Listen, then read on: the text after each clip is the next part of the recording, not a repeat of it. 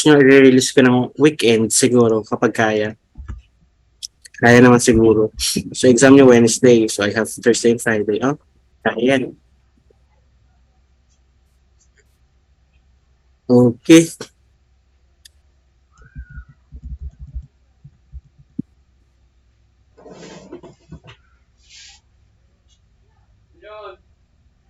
PPT.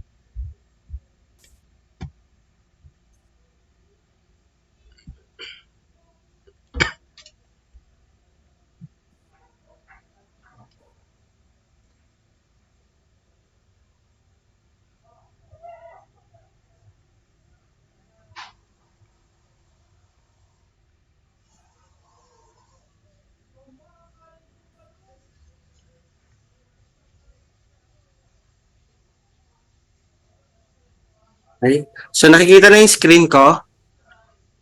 Yes, sir. Yes po, sir. Thank you. So, we already discussed ASK, FSK. So, the last shift keying is the phase shift keying. Right?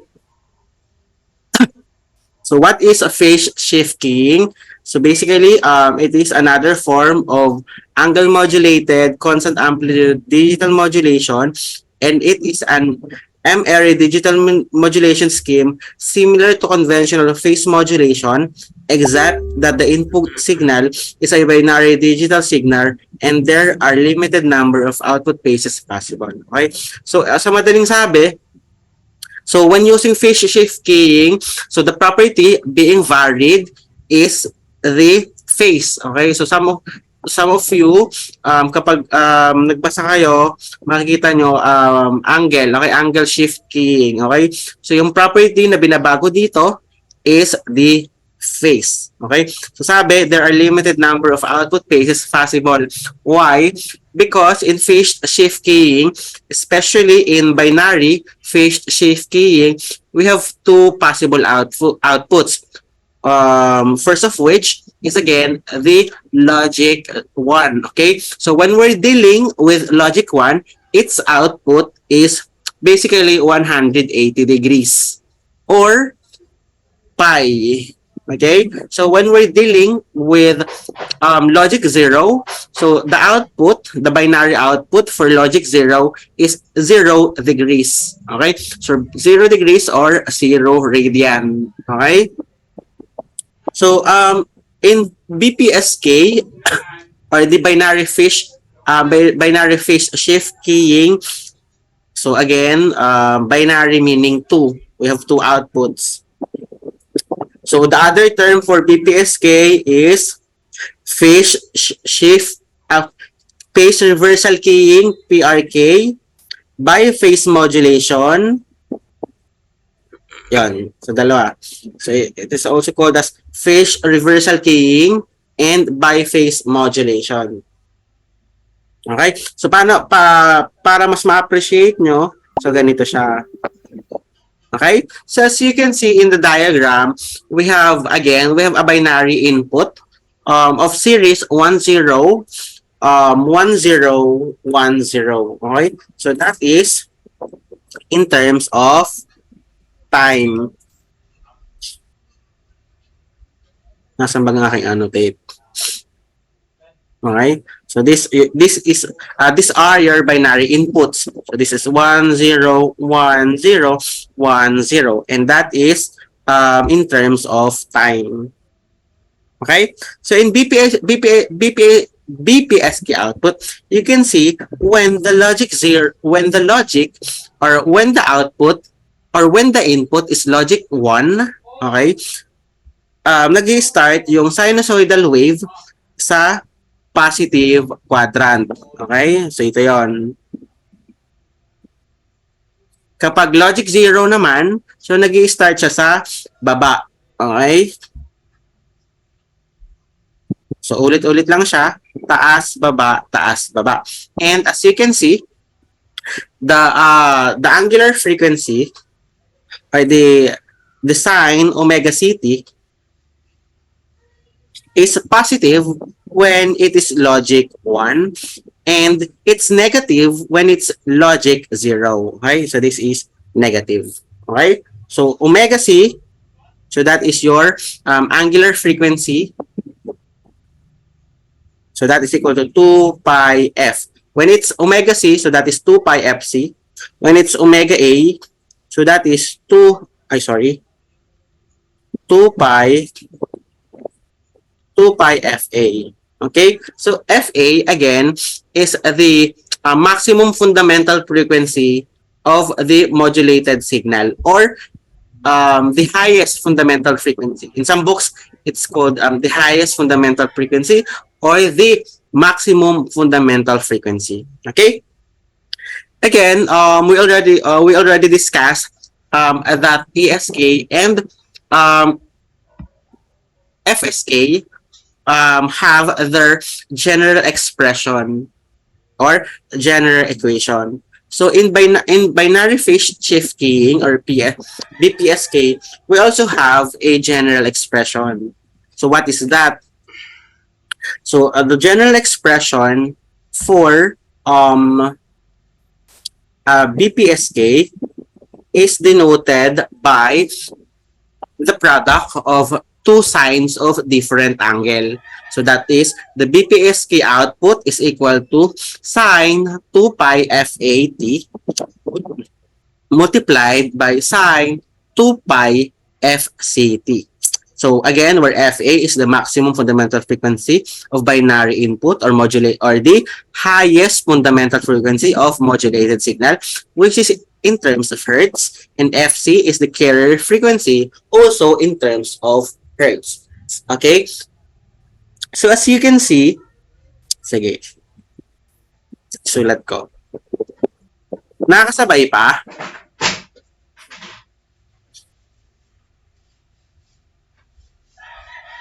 Hello? Are you there? Yes, sir. Yes po. Okay.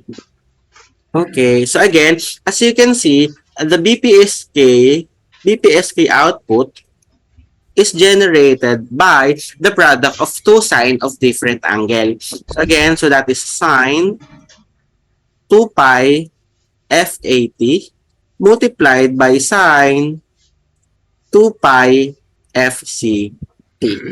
Okay? So here, the angles are FA and FC. So I already give you the trigonometric identity of sine A sine B. So that is equal to 1 half cosine A minus B minus nga ba? Pakicheck nga, nalimutan ko. Minus po. Correct. Minus 1 half cosine A plus B. Okay? So, isusulat po natin ang BPSK output in terms of its trigonometric identity. So, this will be equal to 1 half cosine 2 pi. So, the angle is FA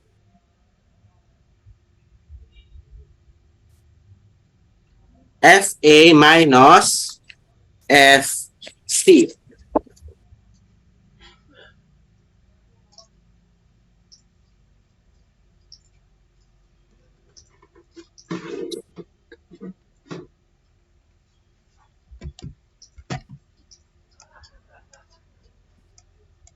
Wait lang, nasabay ang aking PowerPoint.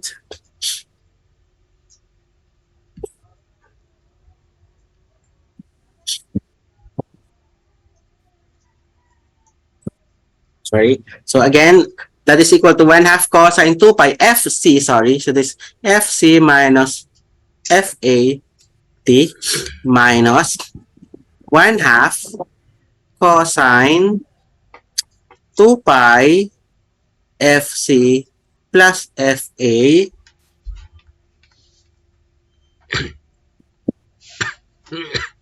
plus FA T.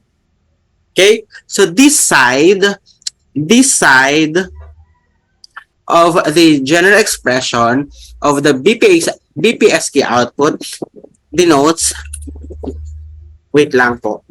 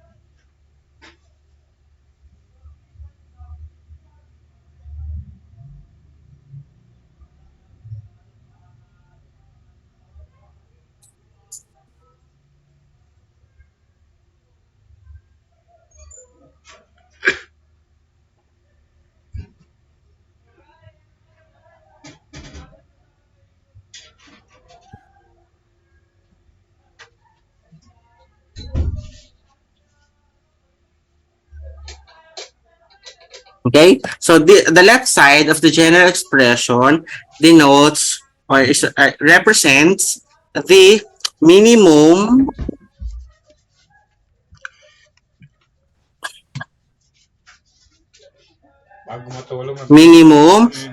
lower side frequency. Okay, so this minimum lower side frequency, and this one denotes the maximum upper side frequency. Okay, so the left side, so the formula in getting the lower side frequency is just FC minus FA, and the formula in getting the upper side frequency is equal to FC plus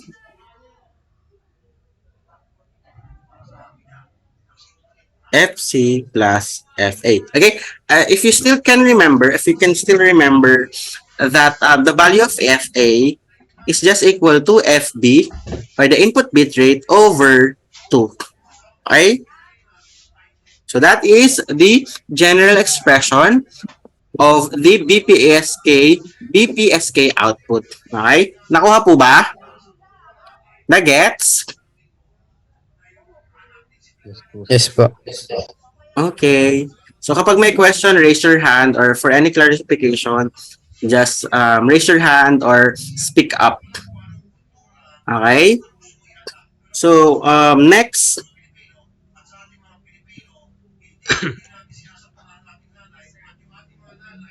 So jump na tayo sa example.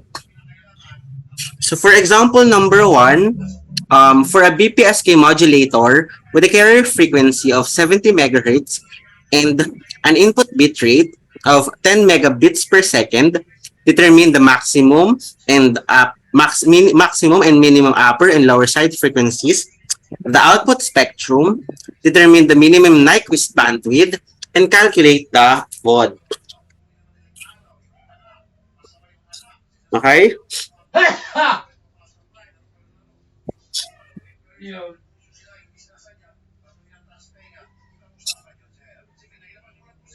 Okay.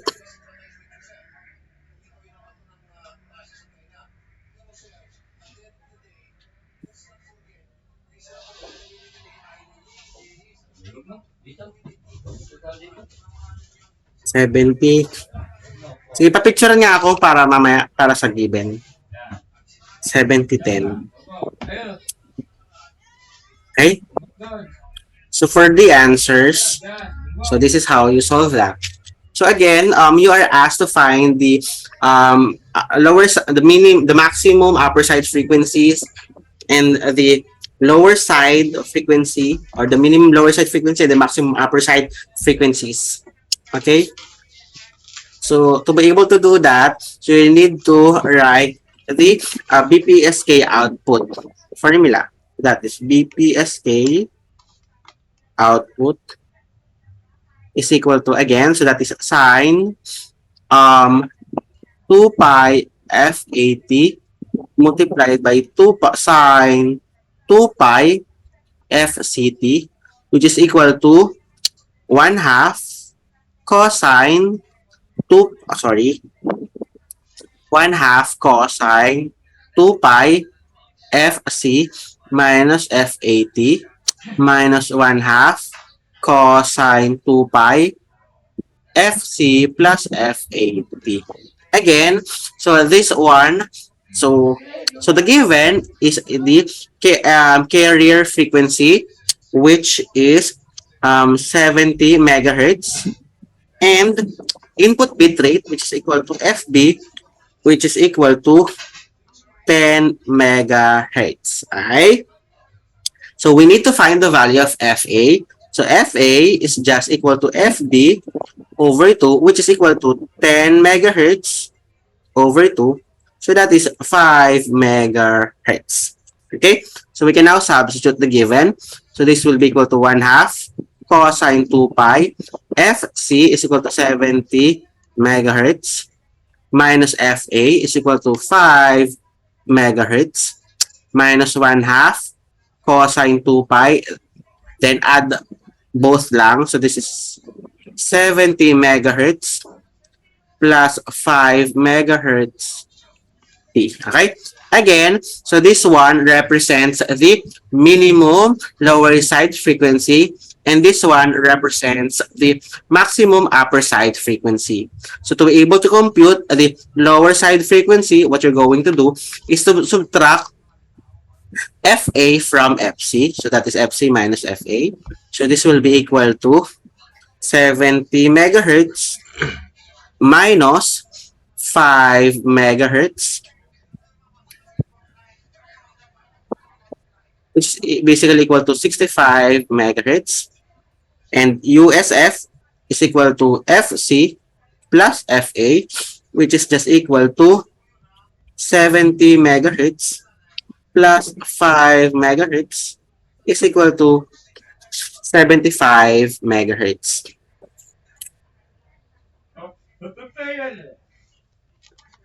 Okay?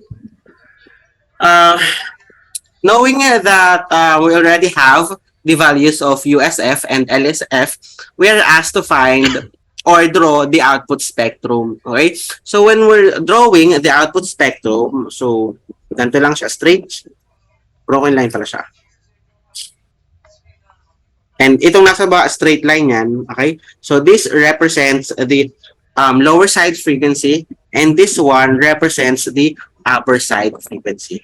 So this is your USF, which is equal to LSF, sorry. So this is equal to 65 megahertz. That is LSF. And this is your FC, which is equal to 70 megahertz. And this is your USF, which is equal to 75 megahertz. USF. And this one is your bandwidth. Again, you are asked to find the bandwidth.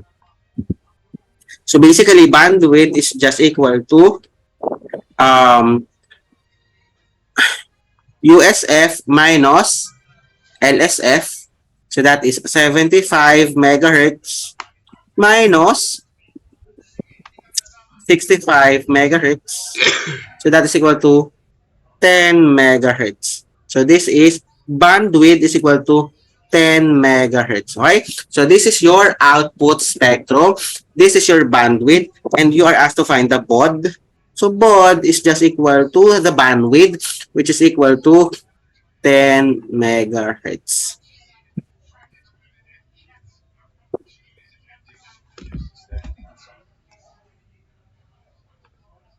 Okay po ba? Nagets po ba?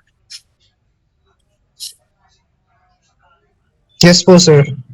Okay. Thank you. Any clarification? Violent reaction? 5, 6. Sir, ano pong unit po ng baud po? Baud. Hindi po megahertz. Hindi. Diba? Nakalagay po sa ano po, sa inyo pong sulat po. Wait lang.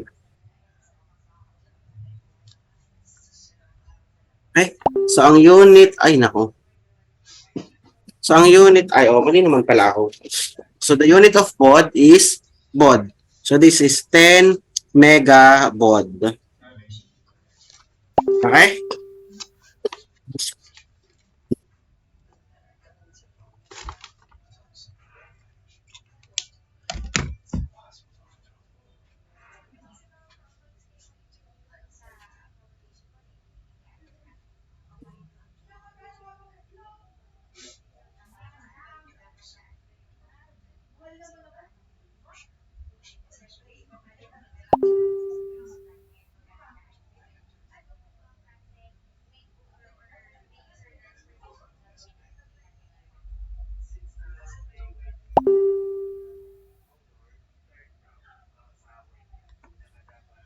Okay, so moving on.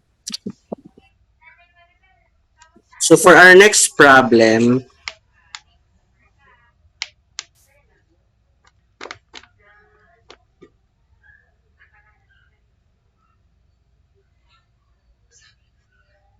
ay wala pa pala.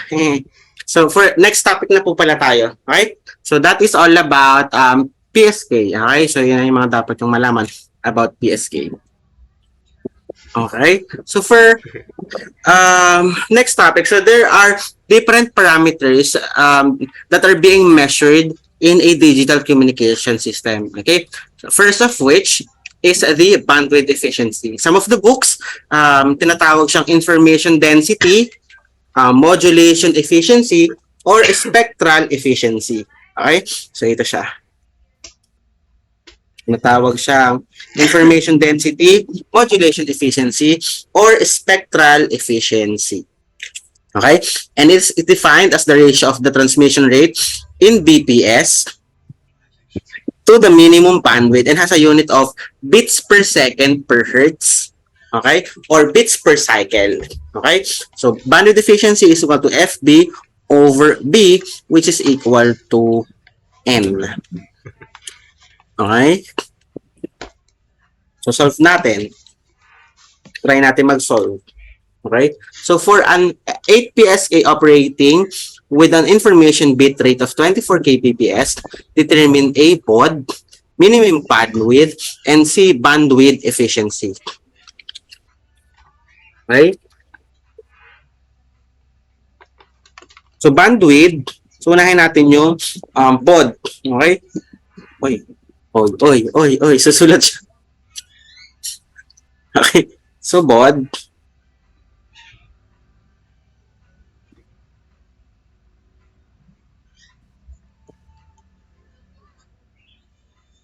So, if you can remember the N, so information bit rate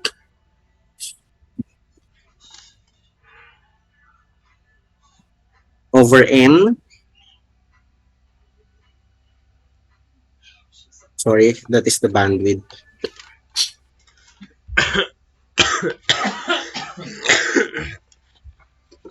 Okay.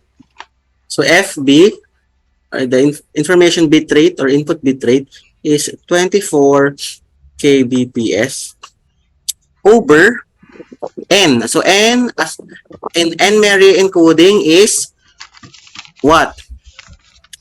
Log 2M. So N is equal to log 2M. Okay? So this will be equal to 24 times 10 to the third power over log 2. Ang M po natin ay dito kukunin 8 PSK. Okay? So kung yan ay naging 4, 16, so yan po ang gagamitin natin. Okay? So ang sagot po ay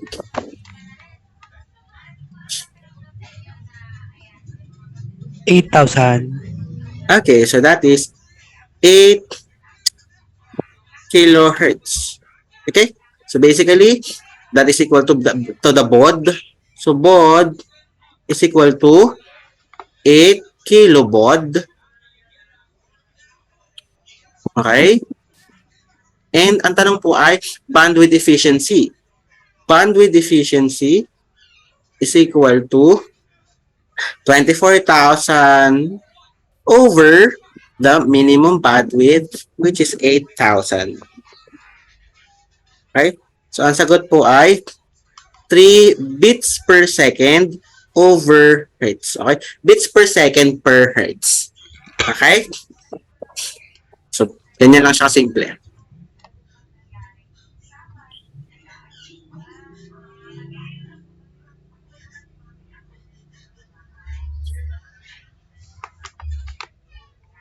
Five, 6, 10, 0, 5, 0, 3. Okay. So, next parameter is the probability of error. The probability of error is a function of the carrier to noise power ratio, or more specifically, the average energy per bit to noise power density ratio, and the number of possible encoding conditions used, MRE. Okay? So that is N is equal to log 2M. So that is the number of possible encoding conditions. Next is the carrier to noise power ratio. So the carrier to noise power ratio is the ratio of the average carrier power, the combined power of the carrier, and its associated sidebands, to the thermal noise power, wherein the carrier power can be stated in watts or dBm. Okay? So pwede natin siyang ma-solve in terms of watts and in dBm. So medyo marami tayong formula dito.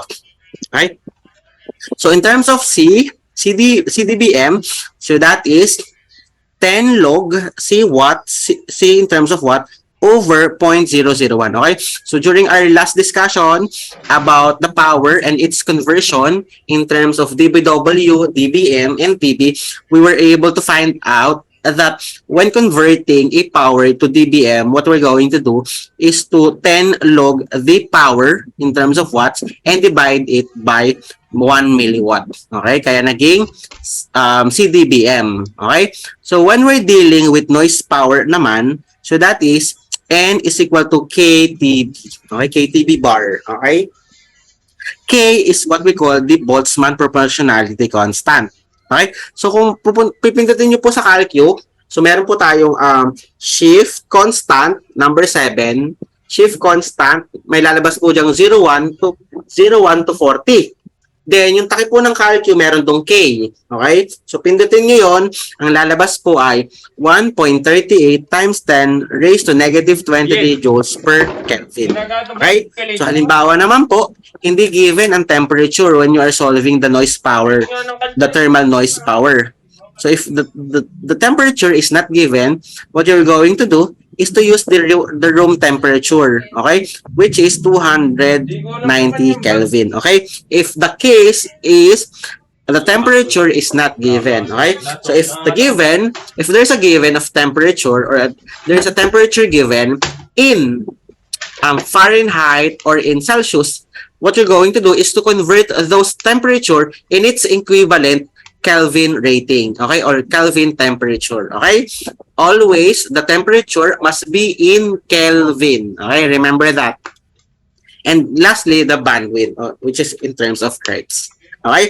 So, kung gagawin naman natin, kung gagawin naman natin NdBm, so noise power, so what you're going to do is to the 10 log the noise power over 0.001, okay? So, ito siya. Saan nagayaw?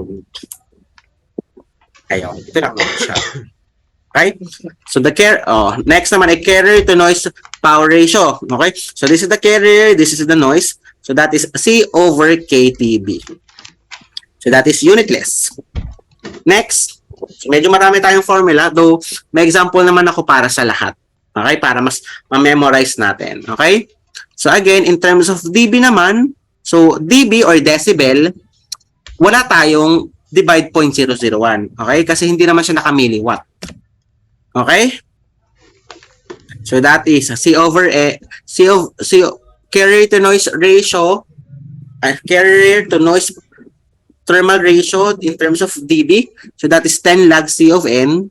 Or kung meron na tayong given na C in carrier power, in terms of dBm and noise thermal power in terms of dBm pag minusin lang natin. Okay? Next is the energy per bit. Okay? So energy per bit is simply the energy of a single bit of information. So that is EB is equal to CTB. Okay? So that is EB is equal to CTB. Pero T is the time of a single bit or bit period. Eh what if ang given ko ay frequency? Napiyok pa. So frequency is just equal to 1 over T. So kaya pwede siyang EB is equal to B 1 over FB. Okay? Sorry, 1 over FB times C. Okay?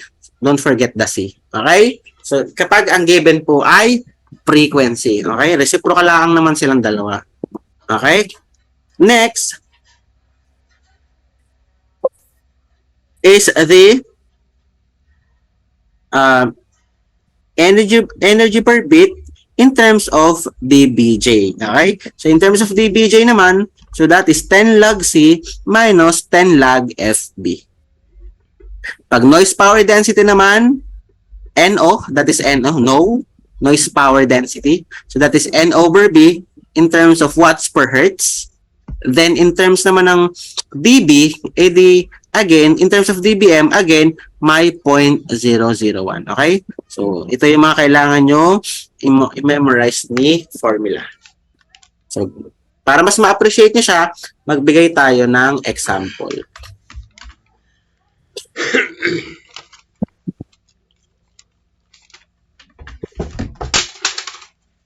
Okay, so example. For a QPSK system and the given parameters determine A, carrier power in dBm, B, noise power in dBm, C, noise power density in dBm, Sinabi ng di sadya. D, energy per bit in dBj, E, carrier to noise power ratio in dB, and E, the EB over NO ratio or the carrier to noise power or the energy per bit to noise density ratio. So that is also in dB. Okay. So meron naman tayong given. Ito ba yung picture ko ng given?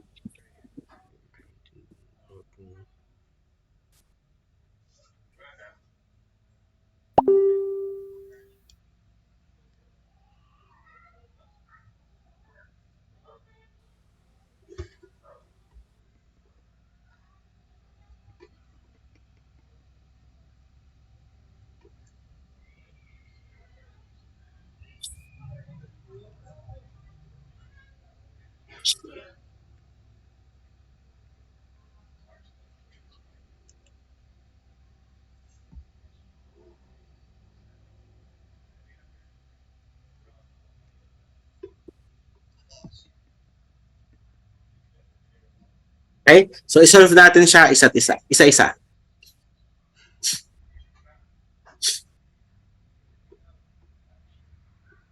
Okay, so the given are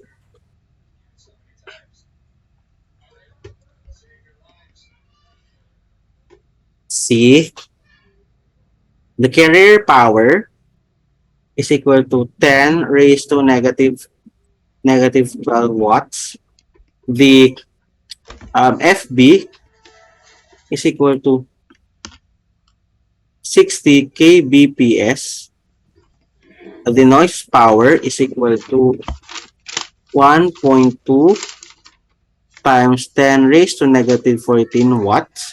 And the bandwidth is equal to 120 kilobits. Okay? So first, you are asked to find the carrier power in dBm. Okay? So, number 1 is the carrier power in dBm. So that is basically C dBm is equal to 10 log nung C watts mo over 0.001. Okay? So that is 10 log. Again, C watts is given. So that is 10 raised to negative 12 watts over 0.001. Okay, so ano pong sagot? Pakipindot po. Negative 90. Okay, so that is negative 90 dBm. So for number 2, you're asked to find the noise power in dBm.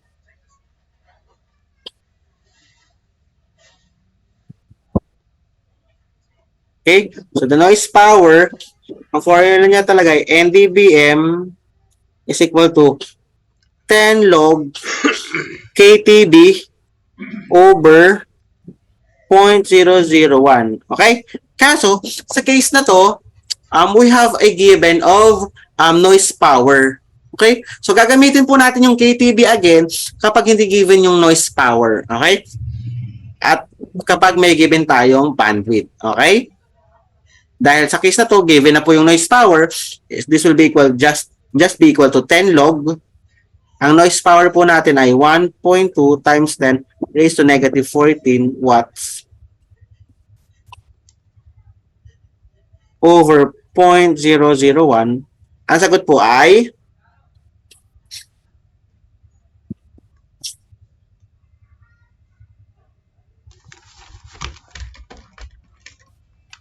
sagot Negative, Negative 109. negative 89.21. negative 109.21 dBm. Okay? So for number 3, the noise power density.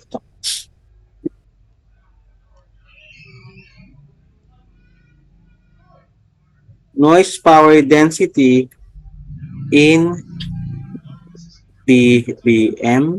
So that is N dBm is equal to N dBm. So that is NO, sorry. NO.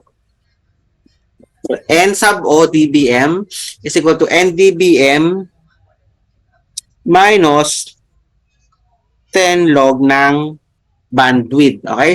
So this, minakompute na po natin ng NdBm which is equal to negative 109.21 dBm minus 10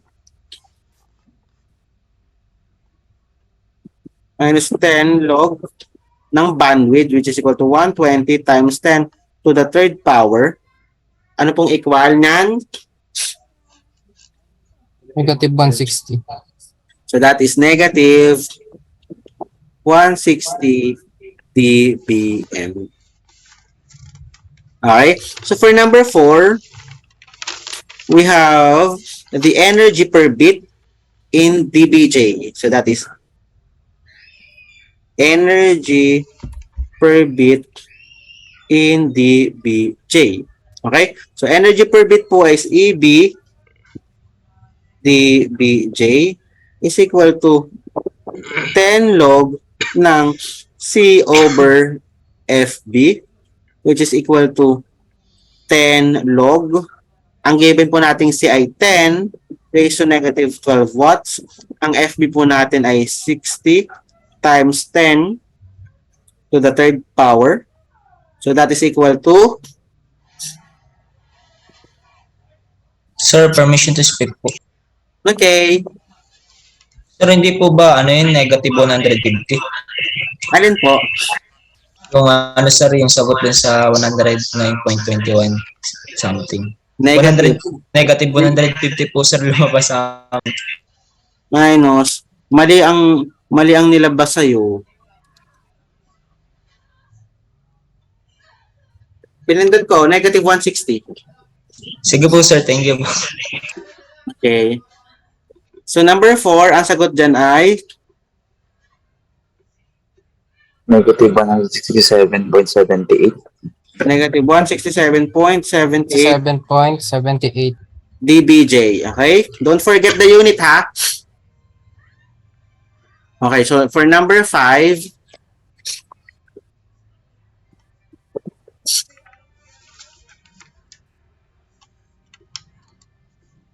So for number 5, you are asked for the carrier to noise power ratio. Carrier to noise power ratio in terms of dB. So that is C over N dB. That is 10 log ng C over N. So that is 10 log ng C, 10 raised to negative 12 W. Ang N natin ay 1.2 times 10 raised to negative 14 W. Ang sagot po ay 19.20 po. ano po?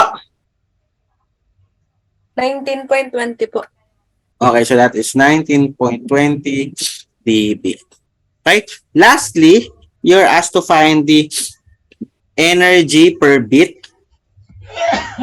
Energy per bit to noise density ratio in terms of dB.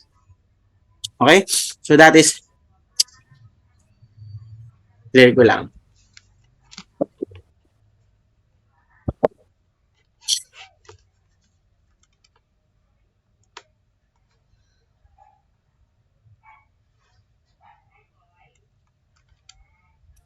So that is EB over NODB is equal to 10 log C over N plus 10 log B over FB. Okay, so na-compute na natin si 10 log CN. So that is equal to 19.2 dB. So plus 10 log. Ang bandwidth po natin ay 120 times 10 raised to the 3. Ang FB po natin ay 60 times 10 raised to 3. So the answer in terms of dB is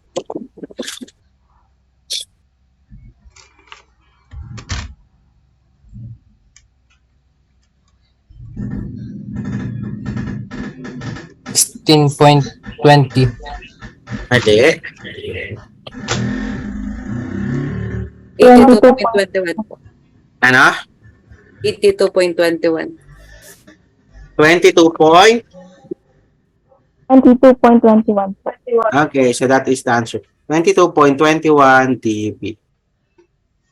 Yun. So yan. So that ends your preliminary term.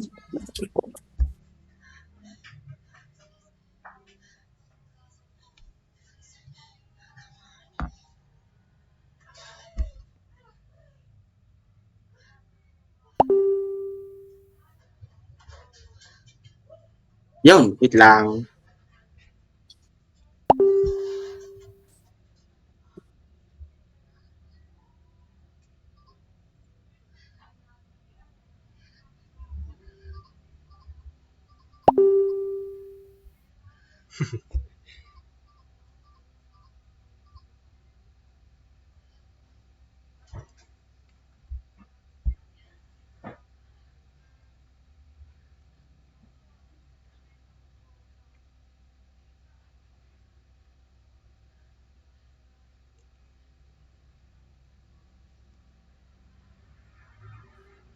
Yan. So meron ba kayong question, clarification?